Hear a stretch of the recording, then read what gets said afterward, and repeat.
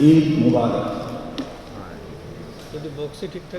আনুগত্য, খুশি আর আনন্দ কোলাহলের বিশ্বব্যাপী উদযাপিত হচ্ছে পবিত্র ঈদুল আজহা।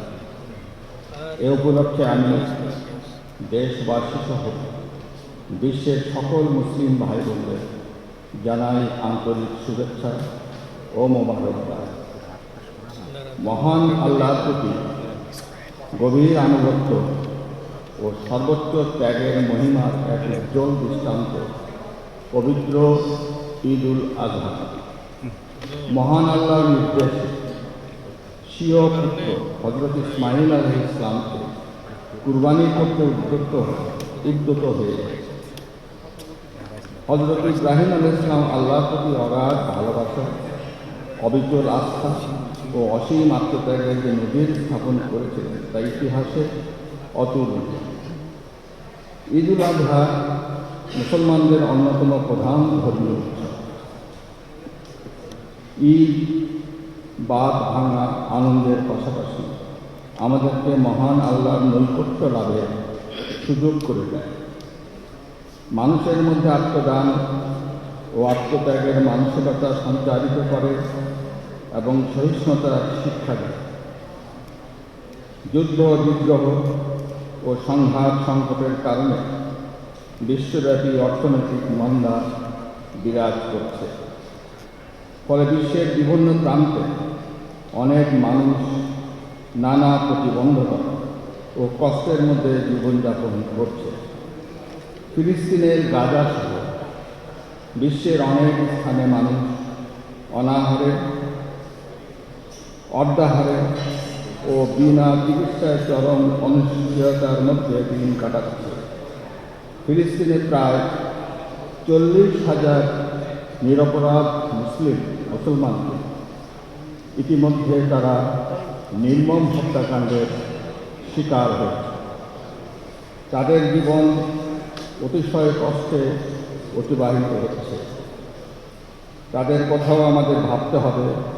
তাদের দুঃখ, কষ্ট লাগবে এবং ঈদের খুশিতে তারাও যাতে শরীর হতে পারে সে চেষ্টা সমগ্র মুসলিম বিশ্ববাসী এবং ফিলিস্তিনিদের প্রতি যে পাশ্চাত্য দেশসমূহে আনুগত্য আছে বা সহানুভূতি আছে তাদেরকে এগিয়ে আসতে হবে। এবং আমি আজকের এই ঈদের দিনে তাদের প্রতি এই আহ্বান জানাচ্ছি। সম্প্রতি শক্তিশালী ঘূর্ণিঝড় রিমেলের আঘাতে উপকূলীয় অঞ্চলে ব্যাপক ক্ষয়ক্ষতি হয়েছে। অনেকেরই ইচ্ছা থাকলেও কোরবানি করতে পারছে না। ঘূর্ণিঝড়ে সহায় সম্বল হারিয়ে মানবেতর জীবনযাপন করছে সে অঞ্চলের মানুষগুলো। ঘরবাড়ি হারিয়ে খোলা আকাশের নিচে তারা দিন কাটাচ্ছে।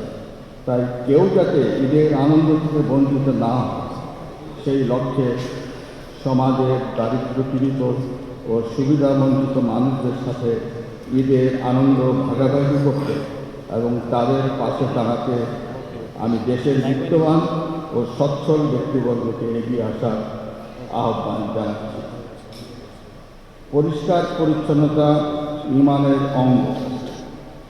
কীট পতঙ্গ, মশামাছি ও বিভিন্ন রোগের প্রকোপ থেকে রক্ষা পেতে কোরবানির পর বাড়ির আশেপাশের পরিবেশ পরিচ্ছন্ন রাখতে সকলকে দায়িত্বশীল ভূমিকা রাখতে আহ্বান জানাচ্ছি। আসুন আমরা হিংসা, বিদ্বেষ ভুলে সবার মাঝে ঈদের আনন্দ ছড়িয়ে দিই। পশু কোরবানির সাথে সাথে যাতে আমরা অন্তরের পশুত্ব, কলুষতা, হিংসা, বিদ্বেষ পরিহার করতে পারি, মহান আল্লাহর দরবারে এই প্রার্থনা করছি।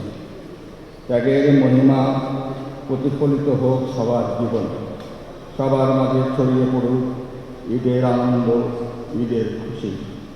জীবন ভরে উঠুক অনাবিল সুখ ও আনন্দে। জয় বাংলা, জয় বঙ্গবন্ধু। বাংলাদেশ চিরজীবী হোক। খোদা হাফেজ।